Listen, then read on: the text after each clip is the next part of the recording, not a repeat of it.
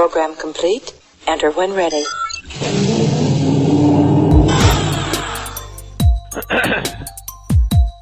It is the week of February the 7th, preceding Valentine's weekend, and it is another episode of Fanboys Radio with Mr. Green Kitty Ninja back as we do this upload. There she is. I'm here. All right. As we prepare to do this upload, I have to say, I was shared this information that I'm going to relay now via Kitty Ninja's desk. Wizard World Atlanta Comic-Con is returning to Atlanta after a 3-year hiatus. She comes back, this time to the Georgia World Congress Center on the dates of May 30th, May 31st, and June 1st of this year, 2014. It has been a long time. Yes, and we will be there. I'll be there. That's going to be a busy month because the week before is MomoCon. You know, I love my MomoCon. I know you love MomoCon.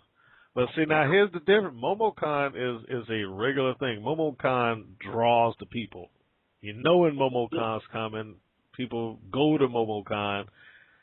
As we were talking about off air a second ago, we both had the good fortune to attend Wizard World Atlanta the first time it came. I believe that was in 2010, December 2010, if I'm not mistaken, and it didn't do all as well as it would have liked. I mean, it went well for me personally because that's the first time I sat like within feet of Adam West and Billy D. Williams together. That was crazy. And met Fonz. I can't think of his real name right now. I do that sometimes. It'll come to you. Yeah. And I mean, he was so nice, you know. And his first. You said the Fonz, Henry Winkler? Oh, yeah. Henry Winkler, yeah. He came up and said hi, and he was so nice. Henry Winkler was great, man.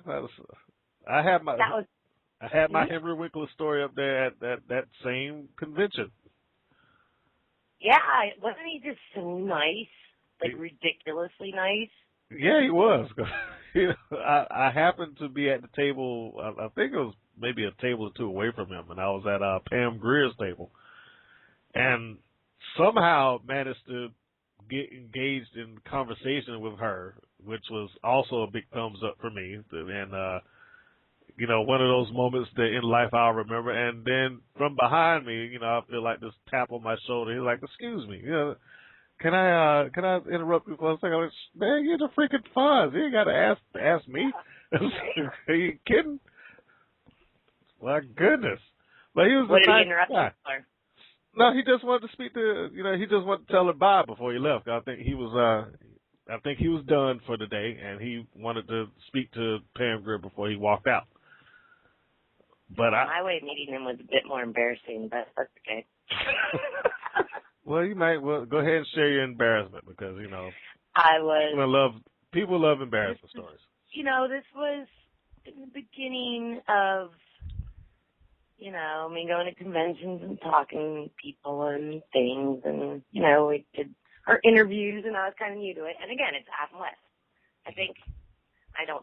I know that my interview reel with you for Fanboys Radio, still here, obviously got the gig, was going on and on and on about Adam West, you know, my obsession with Adam West, and, you know, well, you remember. Yeah. And people that don't remember, I think Mr. Green still keeps it on YouTube, and it's nice and embarrassing and really old, but whatever. It was my first time, like, in the same room with him, and he was walking out, and I was trying to, like, get the nerve to just go introduce myself. But, you know, he was in that mode of, I'm not talking to anyone, I'm getting out. And I guess it was really obvious. I was trying to kind of, like, follow him, but not follow him, you know, see if I can suavely try to introduce myself to him. And then I stopped walking and kind of, like, you know, probably had a, like, a defeated Charlie Brown kind of stance. And I just hear this man just say, "That's okay. He gets tired." And I turned around, and it was Henry Winkler. And he was, like, kind of patting me on the back, like, saw that I felt bad, saying, it's just, he's had a long day, and he was just so nice. And I turned around and I was like, oh my gosh, hi. But he totally made my day. I didn't feel sad after that. I was like, that's cool. That's right, man.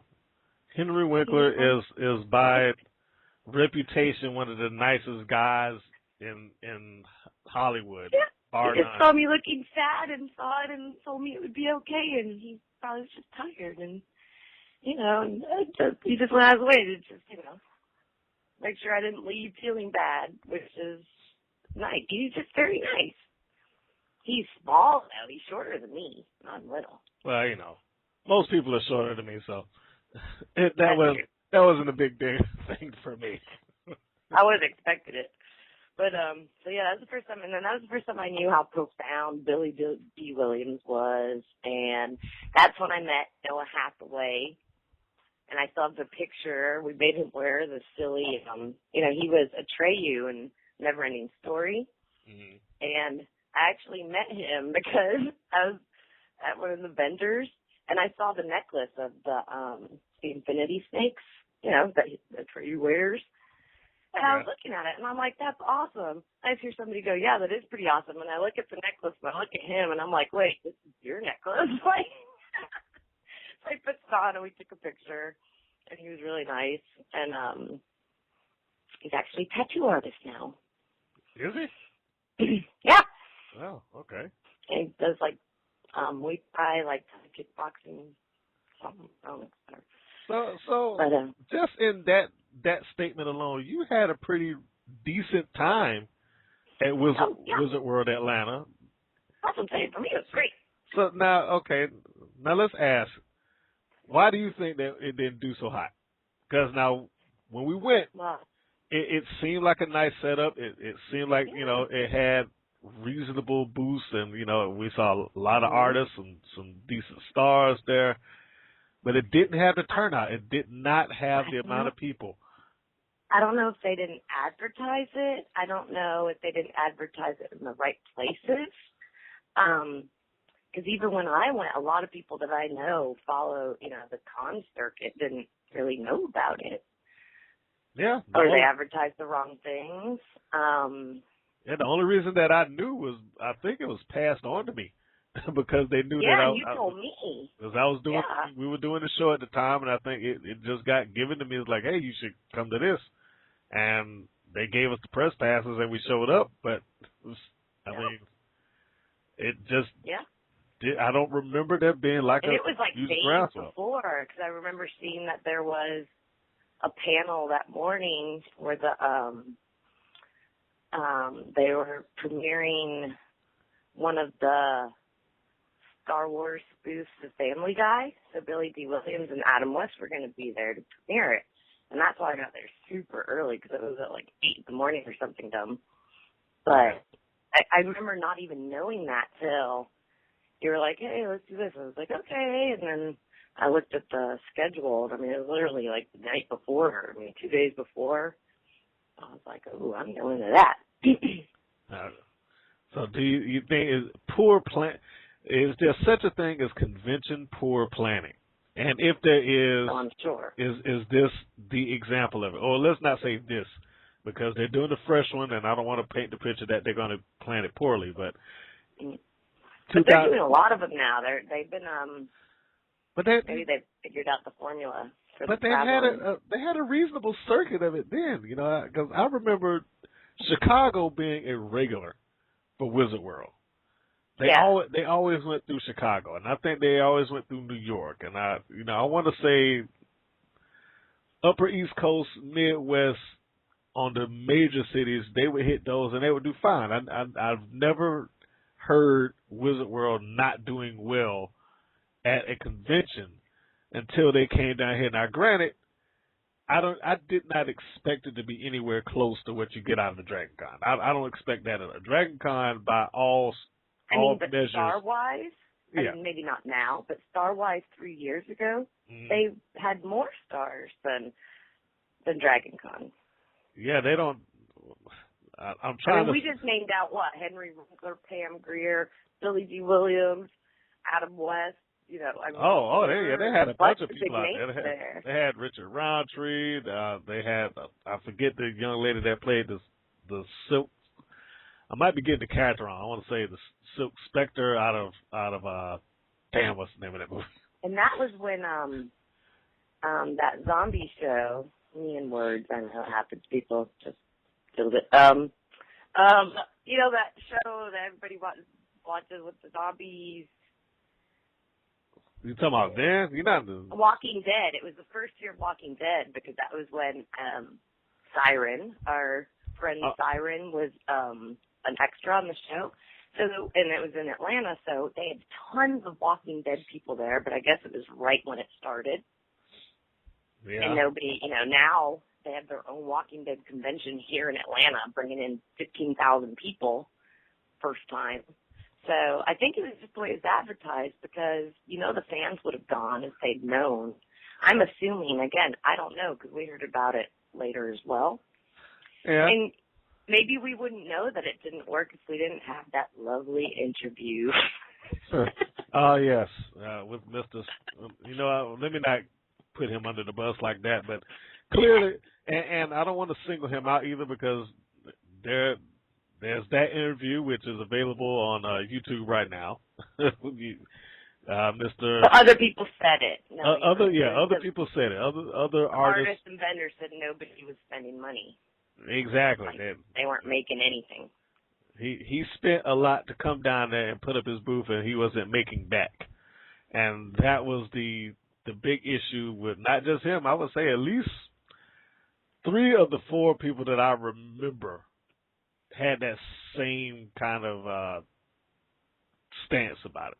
Well, even the stars, nobody was standing in line to get autographs or anything. I mean, that's how maybe we got to meet everybody because they were just wandering around bored, like, well, I don't know, dude. Oh yeah, that was my star runner, right? I got to meet Fred the Hammer Williamson, man. Come on, he's right there with Pam Grier. I was blown away. I was like, this dude is actually sitting down talking to me. So yeah, that's how I was with Noah Hassel. I mean, I still watch Never Ending Story like all the time. And then we got to talk to, I don't know if we did an interview with him, but I got to talk to the guy that does the Brack Show. Oh yeah. I mean, he was there. Voice talent. Yeah, and I love that show. And he does Space Ghost, and you know, like so a bunch of adult women people were there, like both artists and voice actors, and so I mean, yeah, for me, it was amazing. But it was only one day, right? Yeah, it was only one day. No, 2 days. I think they did 2 days. Now, let me run down some of the special guests because now, as you're saying it, I'm looking at the new lineup, and I don't think it compares. I don't think it compares to what they presented the first go round. I mean, it's well, it benefited me personally, but oh yeah, I can't say it enough. That first time was great for me because it's like they just didn't have nothing else to do. It was like, hey, yeah, sure, I'll talk with you. Yep. But we have Norman. I hope I'm pronouncing his last name correctly. Norman Reedus from Walking Dead. Lauren Cohan from Walking Dead. James Masters. Let me not butcher this guy's name. Anyway, from Buffy the Vampire Slayer. We need to remind everybody, even though the whole internet and the whole world's making fun of us, we were stuck in the Atlanta snowstorm, ice storm. So, you know, all day long at work, people have been showing me, like, the Daily Show spoof on it. Yes, the whole city shut down with the snow. It did happen. It's true. But, you know, in our defense, our cars and roads aren't equipped for it. So, oh, no. Let alone our drivers. Like, I could drive it, so other can't stuff my car. You know? I mean, there's no salt. There's no salt, anything. no gravel. And it wasn't just snow. It was ice. I mean, it was... That's all it was. It black was ice. It was sheets of ice. So let me say that since we veered off of so we're tired for now, a second, and our words and names and it's just it's all rumbling together. But for the benefit of those that stay outside Atlanta, and I'm just going to veer off just for a moment. Yes, the city did shut down. Yes, it was gridlocked. But give me a damn break, okay? As soon as it came down, it just iced over the roads. The Daily Show is funny. Saturday Night Live was funny. I watched them both. I got a good laugh off of it, but both of those jokes were taken out of context. Other than the fact that I agree with them, it's not like the city didn't have warning. That was the only beef I had with the city. The city had plenty of warning, but it was out of context to say, oh, they couldn't drive in the snow. It wasn't damn snow. It was ice. It was ice. Right. And we don't have salt trucks. And people go, we should buy some. I go, for what? For 10 years later when it happens again? Exactly. I was like, it's not New York where snow is an annual event. Right. So, come on. We get snow and it melts. Like, this was more, it rained, froze, and then snowed on top of it. So yes. And also for those New York people that keep saying stuff like, you never survive it. Well, of course I would. If I knew snow was coming once a year, I'd be an idiot not to be able to survive it. And we survived it. We're fine. So anyway. I have salt in my garage, so my driveway was salted. I just couldn't get off the street. But anyway, let me continue with my comparison, because as I'm looking at this roster and I'm thinking about the people that came from Wizard World back in 2010, it does not compare in the least. But they're going to get the attendance on Walking Dead alone. I mean, Walking Dead convention. Well, yeah. Exceptionally well. Right. In December. Was it November or December? November? It was December. When they did it the first time, it was December. Mm-hmm. I didn't go, but I know that a lot of people went. They weren't expecting even 10,000 to show up because they thought it was going to be a small local thing. So. No, you make a really good point, because Walking Dead is a huge show, and they have 4 actors from The Walking Dead. Michael Rooker is going to be there, like I said, Lauren Cohan. But, I mean, it doesn't matter. Those are going to be the big names. Those are the big names. You made a very good point. The Walking Dead is a huge show. It's probably going to draw, provided they advertise that they're going to be here. But yeah, they're probably going to draw a lot of people. Jason David Frank, for those who don't remember, from the Mighty Morphin Power Rangers, he was the Green Ranger and the White Ranger. He's going to be there. Oh, I'm in New York. And I'm going to be a little mean right now. Not mean. It's not mean. I don't have anything against the guy. I've got a lot more exposure to Johnny Young Bosch because of his anime and his band. and he's aged a little better, no offense. But, so, it's cool to meet him. But if anyone ever gets a chance to meet Johnny, you have to meet. He's the best Power Ranger. He's the best old Power Ranger now. I don't know then. He's the best old Power Ranger. Yeah, he's the best old Power Ranger in today's days. Yeah. That sounded insulting without you trying to insult him. I didn't mean to, but it's, he does a lot of anime. So. Okay. Well.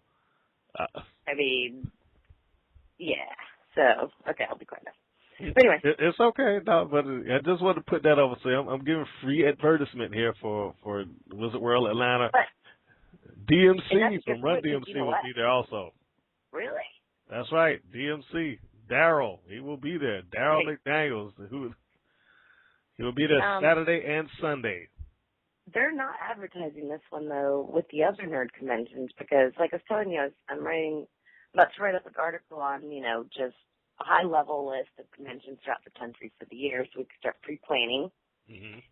And I went to the Wizard World site to reference another one of their larger ones, and that's when I saw the Atlanta date. I didn't even see it on the consolidated list. There's a few websites that list out all the comic conventions and all the anime conventions.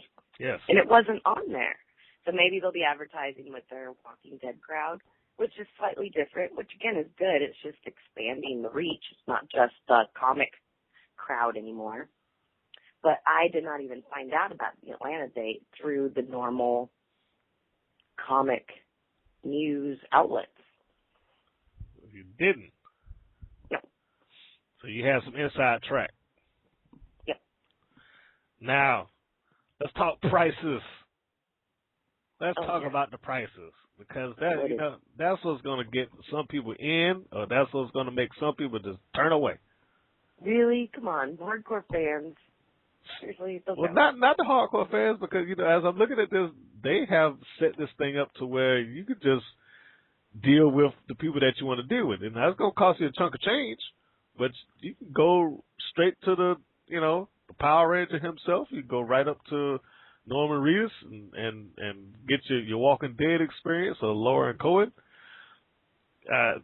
Those, what do they call it? The VIP experience for Norman is $275. For Lauren, $225. So you For get whole weekend passes? I don't know what they would consider the VIP experience. That's the real question. What are they going to get off of the VIP experience, other than I get to stay here and take a photo out with you, get an autograph, and I'm hoping that you better let them in for the whole weekend. Yeah. I mean, at least they're making it a full 3-day extension. Again, I'm going to be exhausted because I'm gone this weekend before, but whatever. So let us see then. It is a 3-day weekend ticket, exclusive VIP badge to that particular individual that you purchased for. The VIP gets onto the show for 30 minutes before regular attendees on Saturday and Sunday. They get the speed pass, which means that you're not going to sit there and wait in line like everybody else, and you get your autograph and get your photo out. And if you're coming in there with a kid, if they're under 10, then they will go along free. So that's good. There you have it. They just don't do that anymore. All of that for the mere price of $275 in this case for Mr. Norman Reedus. And what's a normal 3-day pass cost? Normal 3-day pass is going for $85. That's on site. If you pay in advance, $75. So that's reasonable. Bad. Yeah.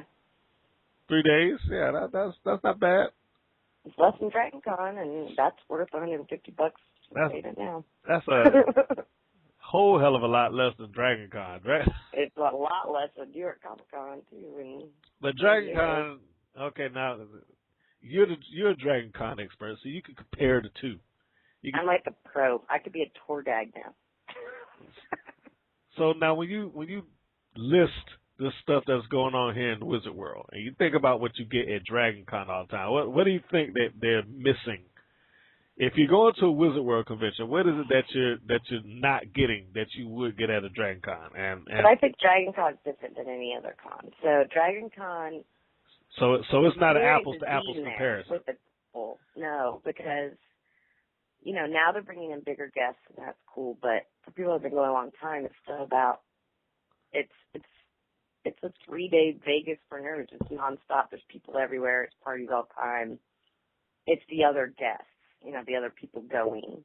Mm-hmm. So even with like New York and San Diego, at the end of the day, at 7 or 5 or whenever the halls close, it's done. You go. You go home, you sleep, you do whatever. There's a few after parties maybe here and there, but not even. Like, that's maybe like press and VIP stuff. So it's over. Like, same with San Diego. It's wait till the next day. Yeah. Dragon Con's like nonstop for, 4 giant Atlanta city blocks.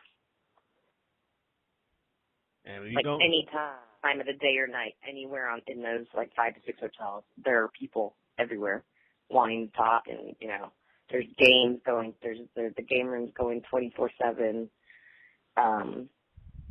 The DJs and the music are going 24/7. When like the normal panels end, they start bringing in the shows. They've got Rocky Picture Horror Show, and they've got music guests, and I mean it's all over the place. They've got parties like actual convention parties, like a Star Wars party and steampunk party, pirate party. I mean, they're all over the place. So it's just... you're getting something different. It might not involve all the stars, but involves other people that share the same passions as you.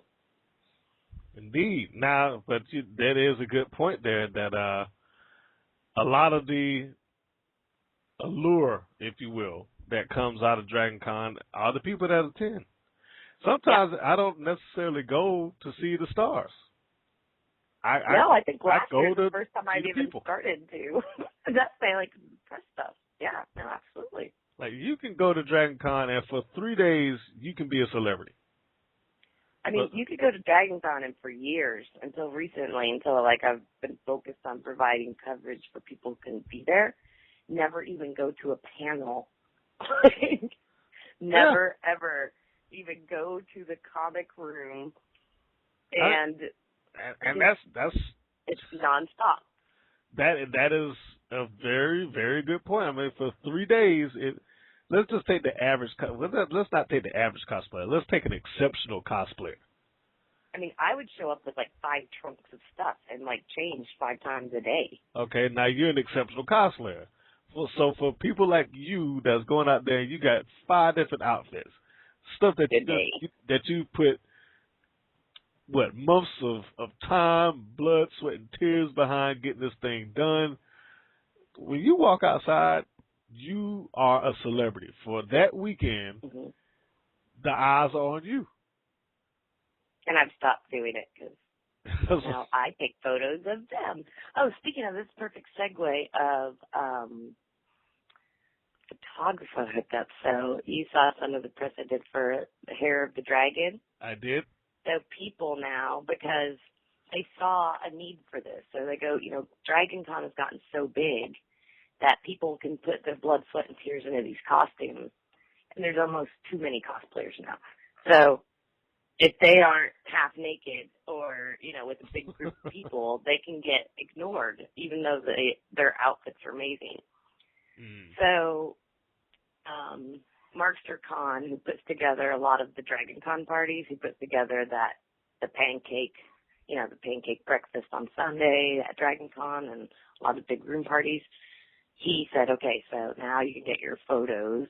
Everyone get out all those cosplay costumes that you spent all your time and money on and just take photos. So they set them up with professional photographers. So these types of events are happening more and more because you're right, people spend so much time on these costumes.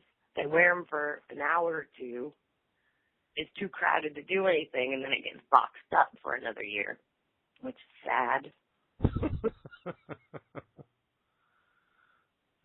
They'll be having more events like this throughout the year because they're seeing that need. It's exactly what you just said. Are you going to participate? I'm the press person. I take photos. You have to do one. You have to do one. Well, I already talked to somebody about your crazy idea to do the kids' cosplay calendar. It's not crazy. And he said, okay. It's a good idea. He's a photographer. He's professional. I mean, he's an actual artist to stuff in art galleries. But he's the one that did the Boba Fett movie. So I kept my end of the deal. I said, fine. Very good. I'll let him know. So I did. So let me express this to those fellow nerds that's out there that may have popped on and I haven't cosplayed in years. Like 2 years at least. It'll be like riding a bike. You'll pop right back into it. But I'm just saying, for those that are listening out there and haven't had the chance to see, Kitty Ninja do her thing, it'll be a treat. She has an award-winning smile, so just get her in her cosplay gear, get her behind the camera. It'll be worth it. That's all I want to say. It's worth it. And even better, because you want a cosplayer to go in it with me. These events, these MarksterCon events, now that I'm helping him promote them, I'm gathering people. You are gathering people to come in and cosplay with other you. Cosplays. Well, we're not going to have 12 cosplays, not like, you didn't have just 12 months of just Kitty Ninja. That's boring. Well, I mean, you have many people. I know I do on Facebook that you can reach out to right now and say, come on in there. But I've handpicked them. You want to handpick them? You want to handpick some people? I'm networking, and it was more, there's definitely interest. Because, again, we don't want just people we meet off the internet and then there's no chemistry and then the photos look forced. You know, that's not my thing. I'm into the whole holistic thing, like me rambling. So, you know, it needs to be, there has to be chemistry in the photos. Well, that's true. There has to be chemistry in there. But you know what? If I do get the opportunity to put my hand into this project, I will hand What's deliver. your project? I'm helping you. Oh, it's mine? Not mine. Yours. I'm not taking it over because, you know, I'll stall on it forever. But also, if we meet them, we can start coordinating the costumes because that always makes cosplay look, I mean, everybody that cosplays knows this. Like, if you can get a group and everyone's matching, it's just always better. So rather than, you know, having just random people in costumes standing next to each other, like, make themed months. Okay. I'll see. Yeah, you got it. Yeah. I'll say, you know what you're doing. That's what I meant by handpicking, not handpicking like it's not even more in a, is this something I have access to? Is this a costume I already have? Is this, you know, something I enjoy, you know, like something that are people that we could start, and again, it's not already chosen, but to start networking and start collaborating on what the themes could be, or to start generating ideas on themes, because 12 themes, that's a lot. It is a lot. But I think you can make that happen. Impossible. I am sure you can make that thing happen. I built a whole part of the house just for all my costume stuff. Like, it's ridiculous. Don't you worry. We're gonna work this thing out. The it is your project. The wheels are turning right now, and I as you say that the cosplay thing, I think about the floor of Wizard World 2010 that was sorely lacking in cosplayers. That's part of the reason that I like going to these conventions now, because I like seeing what people will produce in the cosplay arena. And although there were some people that were very good, they had some outstanding costumes. There was a guy I got the chance to interview that was that did the Red Skull, and his Fair Lady of the SS. They had an outstanding costume. There was a female Deathpool. Hers was pretty good too. Trying to think who else stuck out in my mind. The Silent Hill nurses. Anybody that's played Silent Hill, you know what I'm talking about. Those were some outstanding costumes, but it just wasn't a lot of people. It was so disappointing. So disappointing. Even in New York and San Diego, I'm seeing more cosplayers, but usually it was about, you know, what fans go to see and who they go to see. Because until maybe the last 3-4 years, now you're seeing more and more cosplayers. But even then, it's maybe only 25%, if that many, cosplaying at the bigger events like Wizard World and, you know, New York Comic Con, San Diego. Because nothing's like Dragon Con or anime conventions to me. I mean, that's, if you're not in cosplay, you're the one standing out, you know? You're right. You stick out like a sore thumb when you walk into Dragon Con with regular clothes on. I mean, honestly, maybe that's why I stopped cosplaying, because it's easier for me to get around, because people just know you're there on a mission, because, you know, they're working the whole time, and they're like, oh, they're not cosplaying, move out of the way for this person. And by the way, I found that cosplay has become a good way for people that are celebrity, either local or national, to slip in and through the crowd without being noticed. I ran into a newscaster from a neighboring state. She was like, I wear this so I can maneuver in and out. I was like, because if people knew that I was here, I would get harassed. I was like, okay. Like, awesome. Right. That's a good point. You wear a mask. Hey, I've heard some people do that out on the East Coast. Like, you have a celebrity that actually just wandered through the crowd as his own character. That's amazing. I mean, who's going to stop you? No, for photos, but they'll think you're a cosplayer. Yeah, they'll just take the picture, let you go about your way. That is great. Yeah. So for those that are interested in thinking about going to Wizard World, where pop culture comes to life, that is I think they should go. You think they should go? I think they should go. Well, again, I write lifestyle because us nerds, we need to interact every once in a while as ourselves. And every convention I go to, I mean, there are times, and I'm not going to lie, where my dream has become almost like a curse where I'm tired. Like, I don't want to go to another convention. You know, and I'll laugh at myself going, wait, this is my dream. And then every single time, the second I get there, and I just see everybody in their element, whether they're in cosplay or not, everybody there is comfortable with who they are. You know, they don't have to tone down on the zombie debates or tone down on the Batman, Spider-Man debates or, you know, they don't have to tone down on what they wear, even if for them it's not cosplay. Sometimes I wear stuff that to me is not cosplay. They're my clothes, and people are like, what are you dressed up as? I'm like, it's not a costume. I mean, it doesn't matter. You're you, right? So nerds, again, is just a general term that I like to use, but it, by all means, it's not. I'm not, you know, saying it's a specific type of person. Term of endearment. Yes.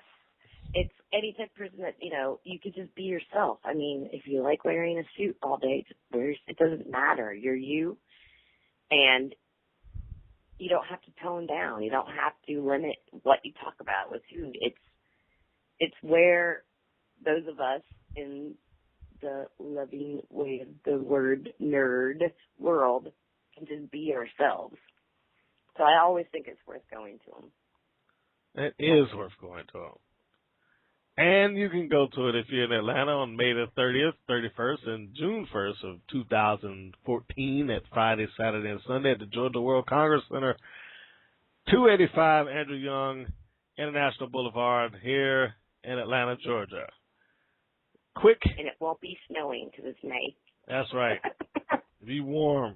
Well, at least it should be, unless some freak occurrence happens. Now, if you happen to be in New Orleans, then you should be getting ready for your Wizard World convention in the next 17 hours and 45 minutes because the countdown is on and it is constantly ticking. Wizard World New Orleans is ready to go. So they are ready. They have their tour. Wizard World is on tour, and I am happy to hear that it's actually touring back into Atlanta. So, you know, and since this is the net, let me just go ahead and put this out here now. So you got New Orleans, Sacramento, Louisville.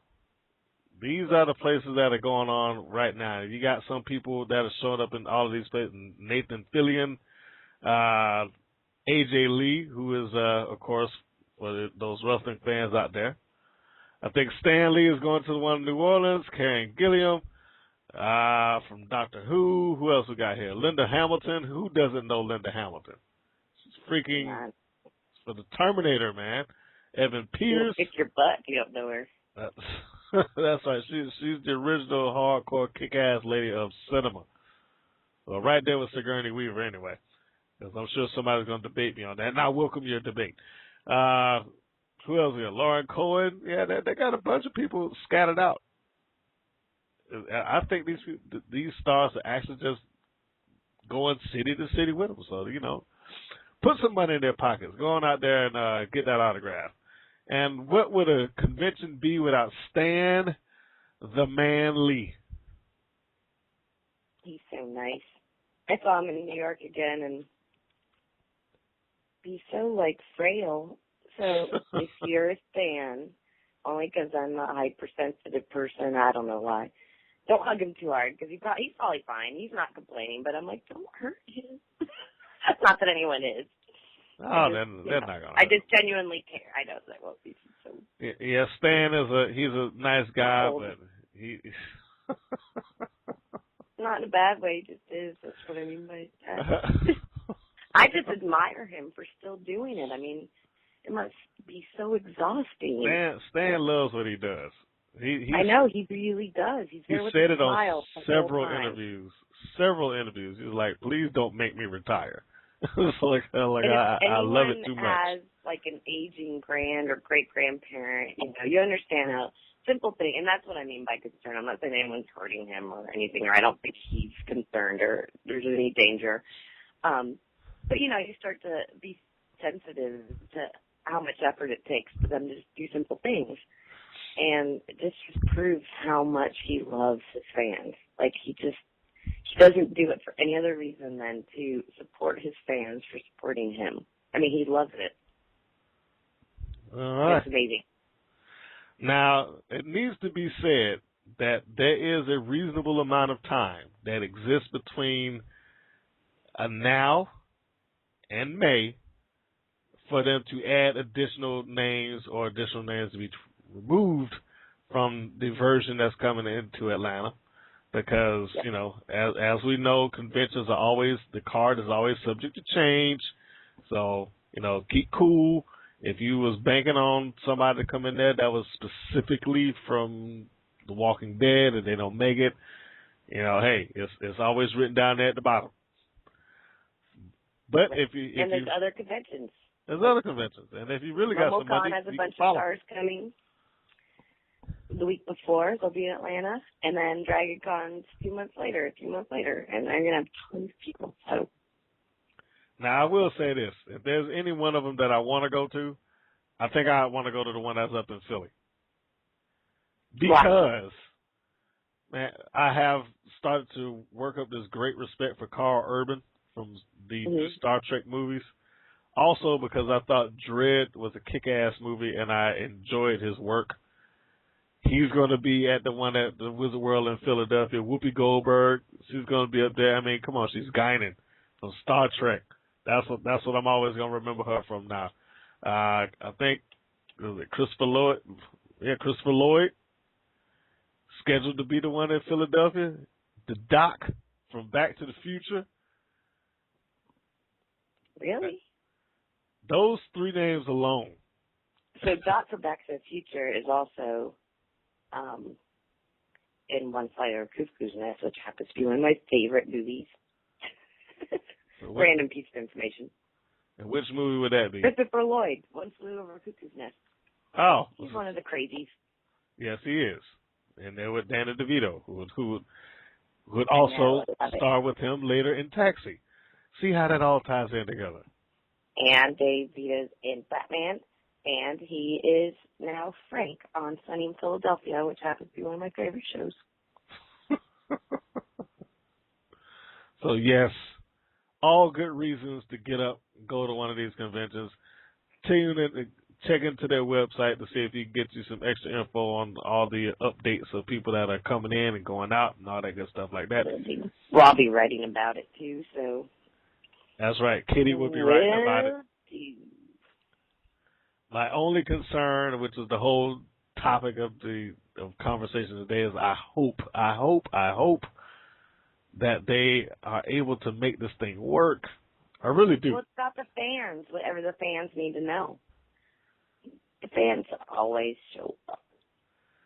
Well, if they know. They know it's there. Which is why we're talking about it. I'm not sure that they know it's there. That's the real key. I was like, man, do they even know? Yeah.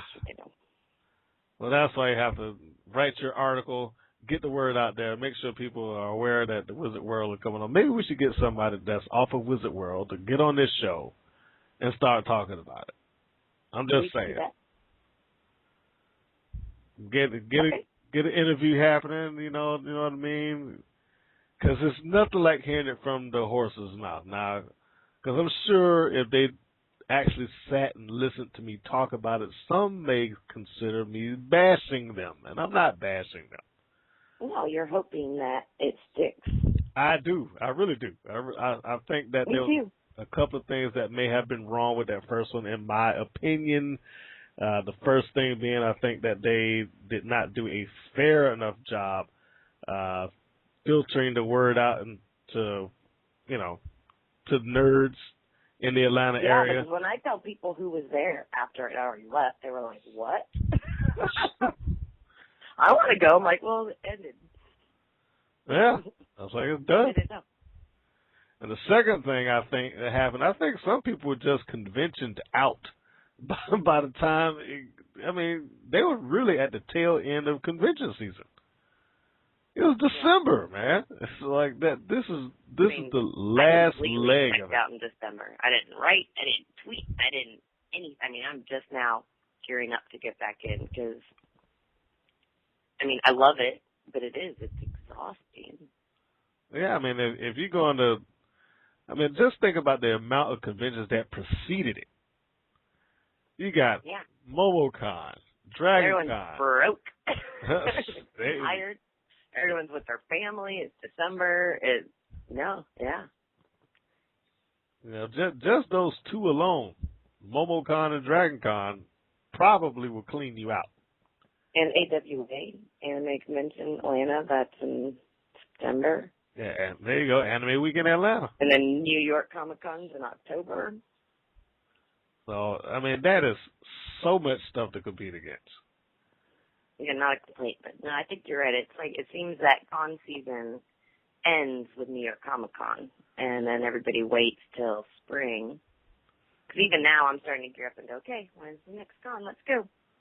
So, you know, they're starting up now, not in Atlanta, but now they're starting up, for example, this weekend in New Orleans and whatnot, but they were outside of the realm of con season.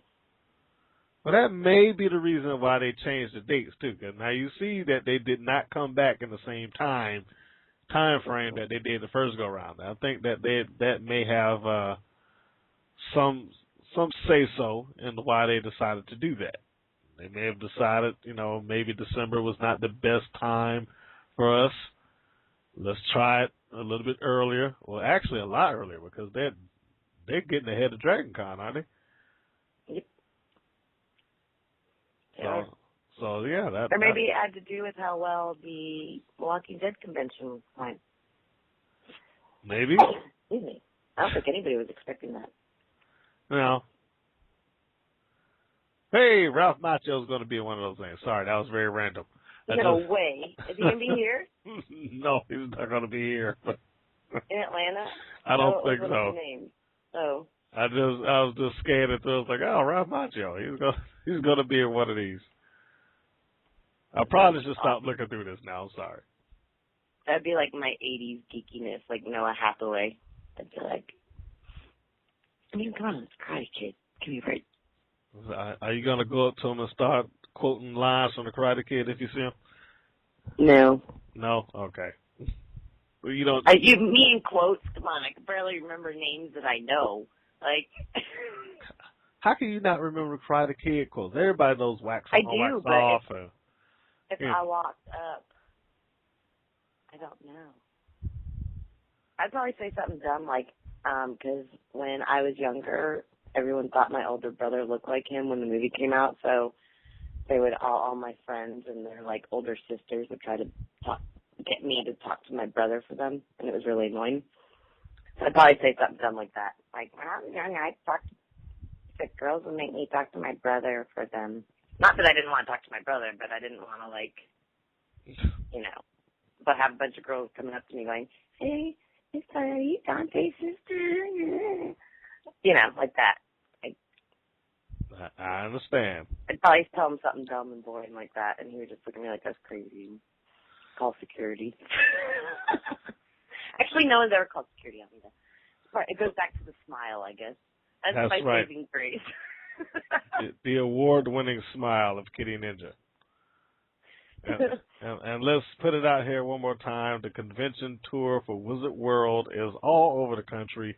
And if you happen to be in one of these states, because I don't want to sit and harp on Atlanta, only because I'm here, but feel free to know that there's one coming near you because they move around all the time, beginning in February, well, actually starting this weekend, New Orleans to Sacramento to Louisville to St. Louis to Minneapolis down to Atlanta, Philadelphia, San Antonio, Chicago, Richmond, Nashville, Austin, Ohio, Tulsa, Reno, and Portland. They finish it off. Start the new year, 2015. There, well, you got to wait a long time if you're in Portland, but so we'll. Yeah, but Portland's got Emerald City near them in March. I'm thinking about going to that one this year. Oh. The one in Seattle, mm-hmm. Emerald City Comic Con. Okay. So Portland people, you could drive to Seattle, not far, in March. So we'll say technically the touring season for Wizard World ends in November because Portland is the beginning of a new year. So Reno will host the final one of the year. They do not seem that they're doing December at all now. They've skipped December entirely. So there you go. There you go. And I do have one other random comment, and it might not be this year, but if I do go, if you do, I think you need to go with me to teach me all these things. I'm saying one day in my life, I think every nerd has to, because I was looking up all the cons going throughout the country for the whole year to write up a nice little article on it. mm-hmm. And everyone says one con every nerd needs to go to before they die, bucket list, is the Las Vegas Star Trek convention. Oh. So, you know me and Star Trek, I know nothing. Yes, I have to take you to Star Trek convention. Yeah. I don't want you going up there saying the wrong stuff. Because there's other ones. I know, I'll be saying all kinds of stuff. I'll get beat up. But I don't know if my smile will even win with Star Trek nerds when I'm saying the wrong stuff. But we should go one year. With the camera. We should.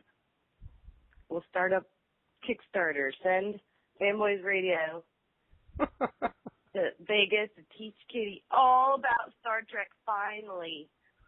Well, that's what the calendar is for, to help fund you.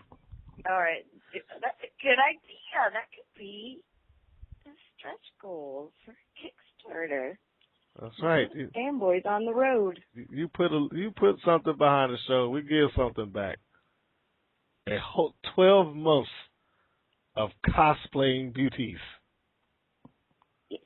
Led by Kitty. And hunks. We can have some hunks in there. Well, I think that's got to be a different calendar. you take your pick. Are we assuming that only No, I'm not male fans like this show?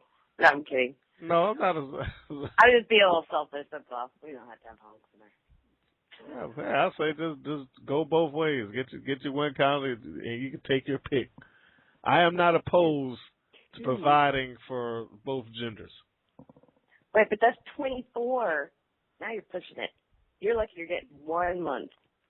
12, 24. Well, all right, I can do it. I can do it for the nerds. You can do it. That's right, you can. Vegas. You can do it. And just on that note, I'm going to bridge this right here. I'm going to chop the convention portion of this off, and I'm going to make a quick run at this Star Wars thing because you brought up Star Trek, and you know how I feel about those. Those are kind of sister issues. So before I polish this off, have you delved into the rumor mill of the new the new Star Wars that are coming out? No. Are you still off in the shadows about it? I am, because actually I did go on the Star Wars site earlier because I was looking to see when Celebration was. They're not even having one this year. What? But I know, they're not. Their next one is in 2015, so lame. But I saw that they were having, which probably would be cool, and I might actually go in May and June. They're going to be having Star Wars weekends at Disney for like 6 weeks. I think it starts mid-May, maybe it's only 4 weeks. But for like from Friday to Sunday, they'll have just put Star Wars stuff at the Disney movie studios in Orlando for families. And then it reminded me of the whole Disney thing and the whole Disney princess thing and my rants, and then I turned off the site because I got sad, so I avoided it. Are you still mad that Princess Leia is now a Disney princess? I'm not mad. I'm concerned. What are you concerned about? What they're not going to do? They can make it pink and bedazzly and fluffy and poofy and put okay. stuff it. Now here's where my nerd starts to come out. Let me know, because I like to apply logic to some of this stuff. Now, technically, she shouldn't be a princess anymore. She should be a queen by now, shouldn't she? Yeah, but you said they're recycling the characters. Yeah, they're recycling the characters, but you know that. But it's a continuation. I don't know if I want to say recycling. It's a continuation of, what are we in? That's episode 789. Okay, so it's episode 789. It's supposed to take place several years after the fall of the Empire. Return of the Jedi. That would be the last one, and then we pick up with whatever they're going to title this one. We're assuming, because there's nothing etched in stone, we're assuming that Han Solo and Princess Leia have married. So thereby, and they have a baby called Tina Solo. Well. Oh yeah, that's extended universe. That's right. Extended universe. Extended universe. So for those fans out there that aren't aware of what extended universe is, can you explain that? Do you know? Dark Horse. No, I mean, it's the non-movies, but stories, books, comics. The story continued with the characters, and it grew. And there's so many aspects of it. So there's the books, there's the comics, there's the role playing, video games. Yeah, video games and card games and just role playing games. But yeah, exactly. It kept going. Exactly. Our world never went away. And we have to point out that none of that is canon to the cinematic universe. Right. It wasn't the same writers or anything. Right. That's right. Meaning, for those that don't know what the canon means, meaning that those things that you've read in the comic books, those things that you read in the novels, those things that you played in the video games, do not necessarily interact with what has taken place in the cinematic universe unless the writers and or owners of the cinematic property expressly say that this is canon to our universe. Right. So unless it says Lucas on it, no. No, I mean, they can have Lucas on it. I think Lucas actually has to say this is incorporated into what we're doing in the movie. If they don't say that, it means nothing. It's just a standalone whatever. But the fans have kept to the logic of the laid down universe from the original movie. So, yeah, that's the beauty of it, is they kind of just filled in the gaps of the universe that those characters lived in for those three movies. Exactly. So now, I go back to this. I rewind the statement again. So we're looking at this as a couple of years down the line. This is after Return of the Jedi. We got some extended universe stuff there. Assumably Han and Leia have married. And if we're going to go off extended universe logic, they have a child. With a purple double lightsaber that wears black. Like I dressed as her one year when I was in the Jedi Alliance. So now wait a minute. I was Tina Solo in the Dragon Con parade. Is Han Solo a king now? Oh, I don't know if it's king. I mean, it just depends on who you're asking. Am I asking too nerdy or stuff? Yeah, I don't want to say the wrong answer because there's so many. I mean, if there's one side story I didn't read, my answer could be wrong. I don't know. I didn't keep up with it that closely. You don't want the full weight of the Star Wars universe coming down on you for saying the wrong thing? I respect the Star Wars universe enough to not want to mess it up. Okay, all right, well, let's say this carefully then. Han and Leia are married. Yes. Luke Skywalker is, okay. I know in one of the extended universe stories, he is trying to reestablish the Jedi Order. Yeah. Right. Mm-hmm. But I need to say it again, there is there's no reason that the cinematic universe has to follow into that. So just because Luke is trying to reestablish it in the books, I just don't understand why they wouldn't use that, but they don't have to use it. Right. So, now, first thing first, you have to start going into the Star Wars rules. You gotta dig in and start seeing what the stuff is, where they're going and what they're trying to do. I need you to do the Kitty Ninja thing and find out some stuff about Star Wars because you're the Star Wars gal. It hurts. It hurts. It hurts? Oh my gosh, I've got Vader stuff all over me in every room of my house. Like, if they mess with it, then I even bought a Vader dog toy for my mom's dog today. I don't think they can mess with it. Okay. Can they do something that's going to hurt this movie? I guess that's the big question. Let's not the. I don't know. What if they make Vader like cry and start hugging people or something? I don't know. Like, Vader's dead. He's dead. They can't make him cry. They're gonna bring him back. Oh, he's moneymaker. Come on. I think they're gonna bring another. All right.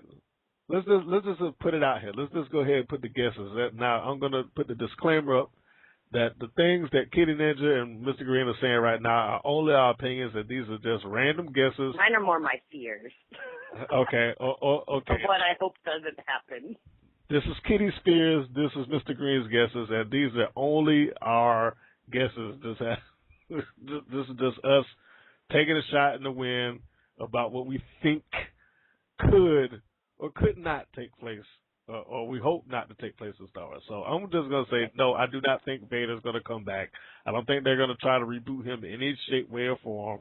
I don't think that, I think he's money. I do agree with that. I think Vader is a money character, but I don't think that they're going to reincorporate him just for, the sake of doing it. It doesn't seem like it would make sense to me.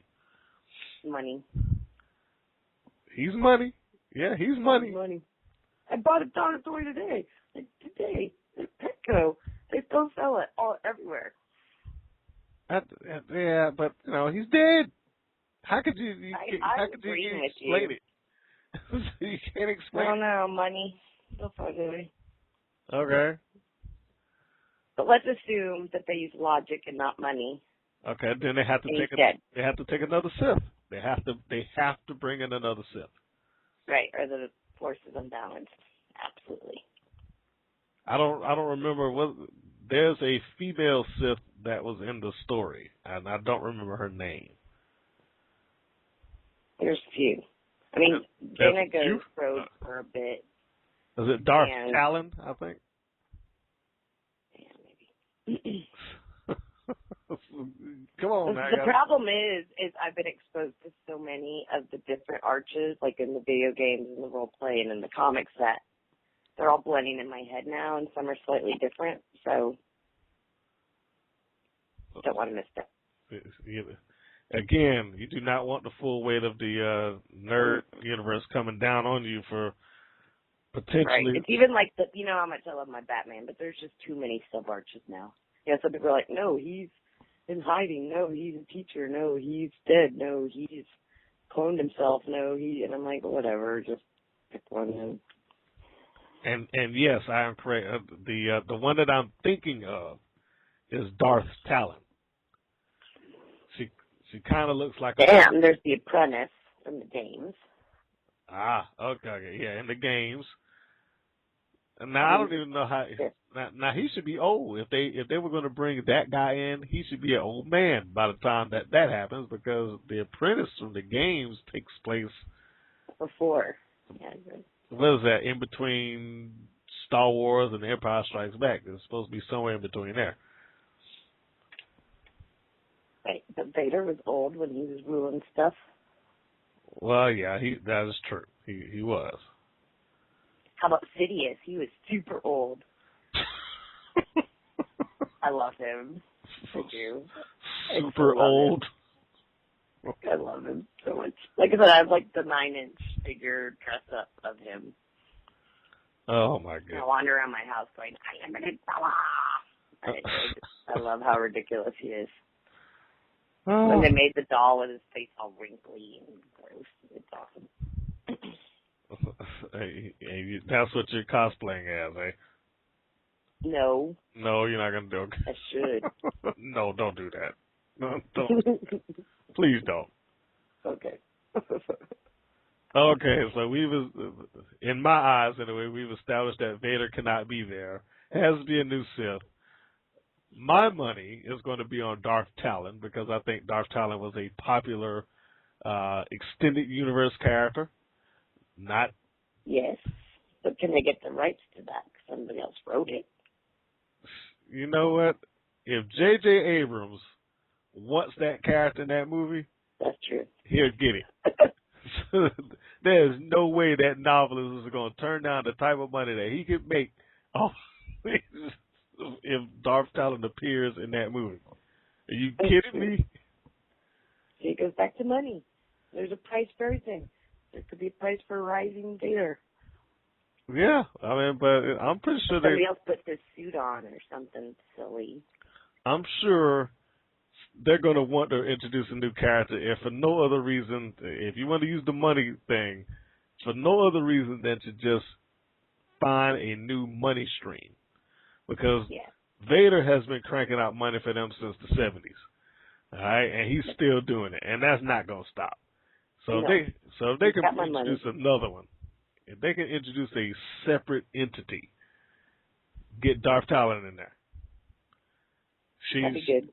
She's already popular enough amongst the extended universe fans, and if they can bring her into that movie, and she's cool, so she'll work. She will draw certain people. Yeah. And those adult fans will go for it. They will buy the toys. They'll get the statues. They'll do the cosplay. All of that stuff. They will be on it. Yep. So that's me. That's my ramblings on the my random ramblings on Star Wars and where it could be going potentially. Now, do you have any fears about that before I move on? I know you have some fears. My fear is it sounds good, so they won't do it. I'm kidding. They probably won't. They'll be like, little boys won't dress like her. We need to sell underoos. Yeah, but all right. Here we go now. So, okay, there's the Darth Talon. So they just have to create a male counterpart to her that can, that they would dress up like. Luke's apprentice or Leia's son or something like that. All right, here's the real question. Do you, A, want to see Star Wars continue with the same three primary characters, or B, do you want to see them try to spin in new characters and go in a different direction? Different direction. You want to see a different direction? I don't know what the point would be to risk trying to replicate this weird chemistry that no one can put in math of what the original actors that Luke, Leia, and Han were when they were together. Mm-hmm. It's that magical, just it worked. Yeah. And I'm not saying it's impossible, but why? No, I agree. I don't want to see it. It's such a huge universe. Like, there's so much they could do. It seems silly to not use them as, like, maybe older or flashbacks or definitely references and influences that start new. Like you said, their kids or, their proteges or whatever. That would be nice if they decided to take that route. Yeah. And I certainly hope that they do, because I love the original characters. I think they were great characters, but I have no interest in seeing them redone. Yeah, I have no interest in seeing them monopolize another 3 movies. And I don't want to put age as a factor, but at the age that they are right now, like I know Carrie Fisher, once she had any wind that she might be doing Leia again, said, I've got to go work out. Because she didn't feel like she could represent Leia in her current physical condition. She was very nice, by the way. She put mascara on me in New York at New York Comic Con once with her dog Carrie. Oh, see, she could be a sweetheart, but but I'm pretty sure she was probably very self-conscious about what Leia has begun to represent to people over the years. Like, you know, Carrie Fisher as a human being. Carrie Fisher grew old like everybody else in the world grows old. But that proves my point. Even she understands the impact of trying to re-represent a character that is just so deeply seared into culture. Not just seared, but immortalized. Princess Leia is not going old. There. So it's why... Until they make this movie, and this is the thing that movie is going to shatter. Until that seventh one comes out, Princess Leia is immortalized as the one thing people are going to remember her for is that steel bikini. and that's another reason why I don't think they should redo the characters. It's almost unfair to, like I said, I'm still buying dog toys for Vader. I mean, this thing won't die. People love it. They don't just love it like fans. I mean, it's a part of them growing up for generations now. Even people that didn't grow up with you when they first came out. You know, it's a part of the world's culture. And to try to redo that just isn't fair to those original characters even. No, it's like a horribly dressed Santa Claus. Like, come on, man. You're breaking a kid's dream. Just be a good Santa Claus for a few hours. Just come on. You know, you see the kids cry. It's not Santa Claus. It's like that. It's like the same thing. They do it in movies all the time. They do it in movies all when they make fun of, you know, the crappy Santa and the crappy Easter Bunny because it breaks kids' dreams. And you don't want the new movies to break your dreams, huh? No, it makes little 5-year-old kitty sad. I think that's my issue with the princess thing, because me being Leia, the kid, was me rebelling. That was me going, no, I'm not going to wear a Cinderella suit like everybody else. I'm going to be Princess Leia, and I'm going to be She-Ra. And, you know, it was like my little form of being an individual outside of the masses. Maybe that's what's kicking. It's little baby kitty ninja, little girl kitty ninja, in me going, no. Because then I'm one of them. Then I'm Cinderella like everybody else. Not that there's anything wrong with that. I just always liked being an individual. And you could be a little individual. I know, I'm just saying, but like if Leia was just like all the Disney princesses then, you know, now I know they're different. I'm talking way back then. Well, older nerds. You know, there was a big difference between Leia and, you know, your top 3-tiered Disney princesses and those types of little girls. Neither's right or wrong, but if they were all lumped together, then she's just another one of them. Well, let's make it easy for you. Princess Leia may be the only Disney princess to hold a gun. There you go. Yes, and well. She had way better aim than the Stormtroopers. There you go. So that right there should give her a little bit of props. And she's only a Disney princess by default. Right. That's what I'm hoping it stays as. You know, it wasn't like she was a Disney princess by birth or creation. She's a Disney princess by default. So if that gives you any kind of by marriage, it's not by blood. It's like by marriage. There you go. So that should give you some sort of consolation right there. Yes. There you have it. So with that, you can be able to go and watch Star Wars with the rest of the world with a certain amount of dignity and not feel too bad that they've altered certain characters, because, you know, it's life, apparently. And you can always sit down in the front row, and much like they said at the end of the Fanboys movie, which I had nothing to do with, by the way, you can ask yourself the major question, and what if this movie sucks? Yeah, that's my fear. The answer to that is it's still going to earn a freaking $1 billion. Totally. But maybe that's why some people are so protective of it, because think about it. Now it's okay to be a nerd. Now these conventions are everywhere, you know, and it's spreading. But it took a lot of work to get here, you know.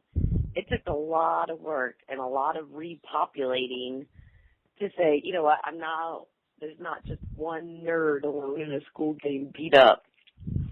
And you can wear your Star Wars shirts outside in public and say, yeah, I'm wearing it. So what? I'm an adult. Whatever. Go away. Yeah, my kids are in it. What are you going to do? You know, so like we've like paved the path of making it okay. And maybe it's a little scary that they just wipe it away and like put it in with the rest of the people that used to beat up the nerds. The rest of the Disney universe. Not Disney in general. I'm not anti-Disney. I'm just saying. Well, I am. Damn it, they own too much. I feel trampled on a bit. Like, hey, come on, we fought to get here. You can't just come in and be like, hey, nerds, this is ours now. Woo. Hey, I'm not anti-Disney. I'm just going to say that Disney owns a lot of stuff. I mean, come on. Star Wars, Indiana Jones. What is it they buy recently? I can't remember. Oh, Marvel Comics. Come on, they bought my Marvel Comics, man. What else can I say? Once they bought Marvel Comics away from me, that was kind of heartbreaking. But anyway, I'm not going to rehash on old stuff because I'll go on and on about that. We're bitter nerds. Yeah, I don't want to be bitter. Not tonight. We kind of already discussed that. So anyway, at least I did. That's right. To people that are listening to this rant, which I'm pretty sure that I have cut in half, you can listen to these things in the future on SoundCloud.com/Kitty Ninja, KITTI Ninja, NINJA. You find blogtalk.com, Fanboys Radio, YouTube.com, user Fanboys TV, and now available on Spreaker. All of these wonderful things, and let me tell you, of course, the more that you support, the more that we're able to do. It is that simple. It's very, very easy concept. The more that you're able to support, the more that we're able to do. And, that gets us into the conventions, or we get more coverage, or we get more resources to make these things occur. And, I mean, what else can you ask for that? And in return, cosplay calendar, maybe 2015. I think that's reasonable. If we start working now, then you can have the cosplay calendar 2015, and you can get some sneak preview photo shoots, because I'm sure there's always going to be some extra pictures that everybody's going to want to see. Except me. Including you. I'm just loving being behind the camera now. No, you can't be behind the camera. You have to do one, and you got to do at least one. I do. Just pick out the month that you want to do, and we'll reserve that for you. you. I'll do them all, whatever. Or one or whatever. But I kept my promise. I'm saying it on our show. I've started setting it up. Bravo to you, Kitty Ninja. Bravo. So now, you've spoken it into the universe, so now you can't take it back. Exactly. That's why I waited till we were taping to say it. So I couldn't renege on my own effort. That's right. Can't renege now. You said it. All in the name of spreading the nerd, though, because that's fashion. There you go. And with that, we want to wish everyone a good evening or morning or whatever you're listening to this. Wish everyone well. Thank you for tuning in and listening. And be sure to harass Kitty about her promise, because she said it on the show, so make sure that she sticks to it. Calendar should be forthcoming with Kitty and all her cosplay friends. So for me and Miss Ninja, thank you and good night. Bye.